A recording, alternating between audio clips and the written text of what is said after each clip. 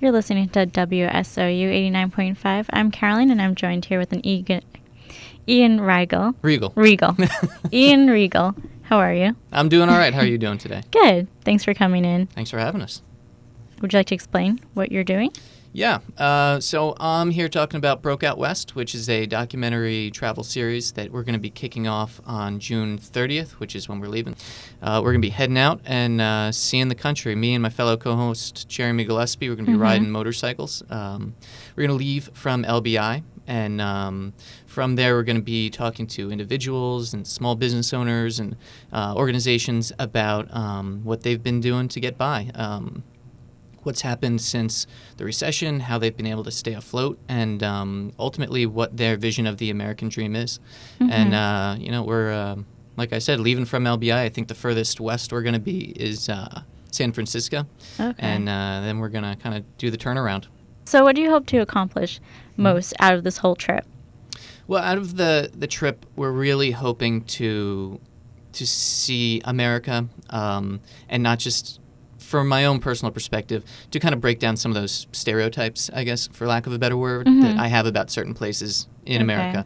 That's what I'm hoping to accomplish personally, and by filming it and making a travel series out of this is to share that with folks from at least that perspective. And then again, seeing what America is to different people, and hopefully changing my perspective all in all, and what it is to be American.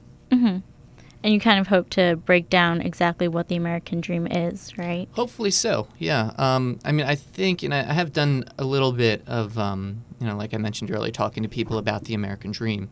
That American spirit is still there. And so the dream might not be what it was, but I think people still have a certain sense of optimism and hope that if you listen to the news really doesn't seem to be there. So you get all these kind of negative stories, but nobody's really talking to the individuals who those numbers represent. And that's a hope too. And I hope that, that will be the ultimate message, and is the focus on the people, and the story that creates the narrative. So I've been doing a lot of research on interesting attractions, and our producer, who's with me holding the camera, just off microphone there, she's been doing a lot of the heavy lifting with locations and people, and researching who is out there and what small businesses are there, and really finding a lot of those those out of the way places, people that you wouldn't necessarily think of when you think destination place. Right? We in fairness, we do have some of those bigger kind of locations, right? But yeah, I think it's more about the smaller places, the out of way places that you probably wouldn't have heard about just living here in New Jersey. I think that's great though, because like on the Travel Channel, they do focus on food or really exotic destinations, but never really on the people. Right. So that'd be great to show. Do you have any doubts about the trip?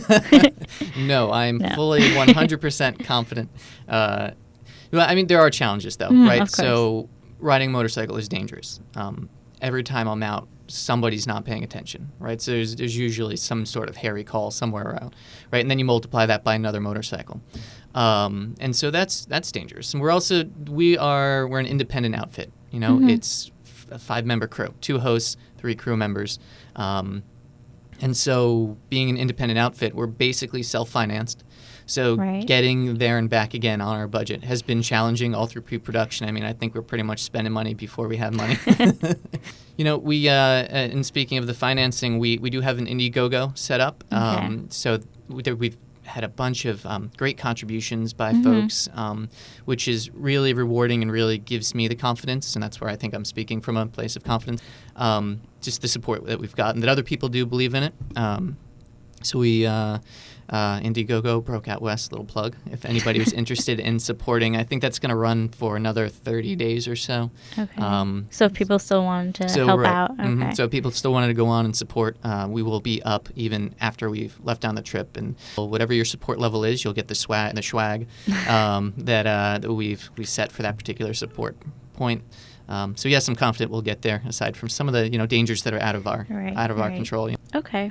And you've also got these really cool stickers. Yes, I think that's for the $10 support level, you get a bumper sticker, I'm pretty sure, and then from every support level thereafter. So no matter what, you get a nifty bumper sticker. Like Will you be leaving these around America? Yeah, so everywhere? we're going to leave enough behind so we can make sure we cover them. And this is going to be a limited edition, I suppose, because now I, myself, and Jeremy have different haircuts than are on the stickers because we did this promotion shoot before. So maybe that's worth something someday. Who knows? Great. I'll sign one. Is there anything else you'd like to share? Well, so I'd like to interview you, if that's okay. Okay.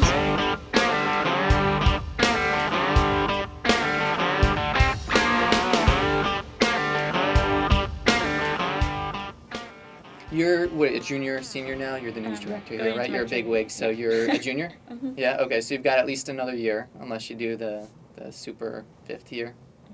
Right. Yeah. 2 more years. 2 more years, going okay. to my junior and then you're going to, okay, great. So, and I assume you're majoring in communications. No, actually, interesting. Diplomacy with Russian and Chinese major. Oh, so you've got a future. Hopefully. That's great. Hopefully. Yeah. So, do you have your game plan set up? Do you have your kind of like your 5-year plan? I don't know. I mean, I like to travel, so. Well, that's great as a diplomacy major then. That's really where I'm hoping it will take me. So. Interning? Yeah. Well, not yet. I've been looking for an internship. That's the secret, I think, of college. The more I've reflected on my years in college, the more the numbers do prove. So you get a bachelor's degree, you're going to be better off than if you don't have a bachelor's degree, right? So statistically, especially if you hit hard times. But from what I've found, the best thing in college isn't so much the book learning that you do, it's the connections that you make. Yeah. So really it's an education on how to network, I think, college, and how to set up those connections and how to rely on people. Yeah. So I recommend to everybody in college now, if I could go back, I'd spend much more time in those conversations before class and after class, and interning. Right. Yeah, which is the new currency, I think. Internships. Well, actually, my program, we have to have 2 internships by the time we graduate. So perfect. Definitely have to start that. Yeah. And so this might be a personal one. You don't have to answer it. But as far as your time at Seton Hall, you have student loans? Yes. Yeah. Plenty. Don't we all? Plenty. And how long do you think it's going to take you to pay those back? You must have an idea of how much you hope to make, right, when you graduate. Yeah, so based on that, how long do you think you're going to be under that burden? In all honesty, a good portion of your adult life. Yeah. Yeah. I try to think of that now and see how I'm going to budget, once I get out of college. Of course, probably not going to be able to go out, have my own apartment. So right. That's really tough. So I left college with my degree, and immediately went back into master's program, right? Switched master's programs, right? So I ended up with a media studies degree. But I spent a lot of time in between, and I'm a teacher by trade, so I'm an educator. But I spent a lot of time, once the recession hit, they pretty much laid off the majority of the department that I was hired with. And I spent a lot of time looking for another teaching job, thinking that, well, I've got this teaching license and everybody needs a teacher, right? And just could not find a job for 2 years.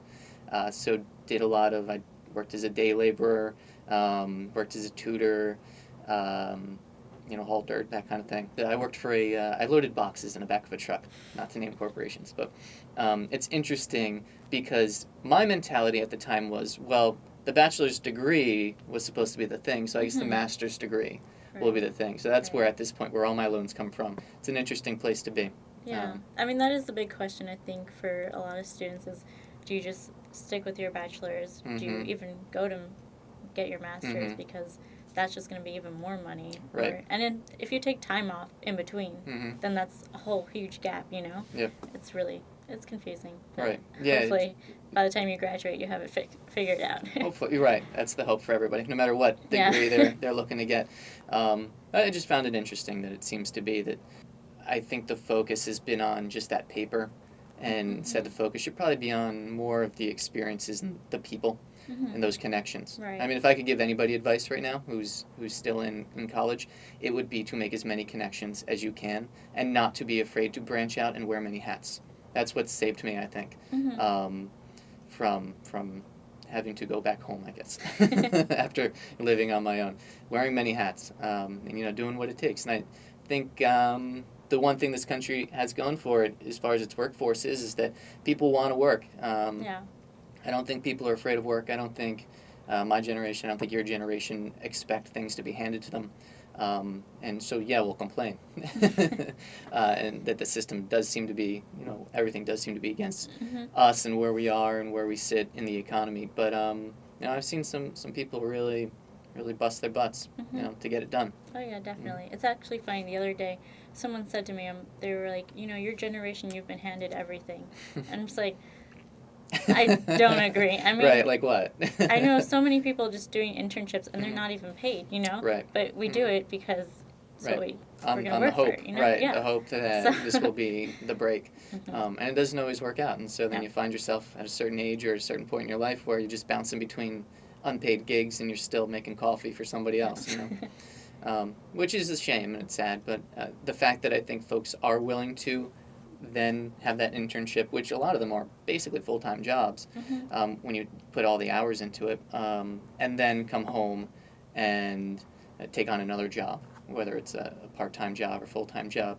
I think it speaks highly of the character of a lot of people.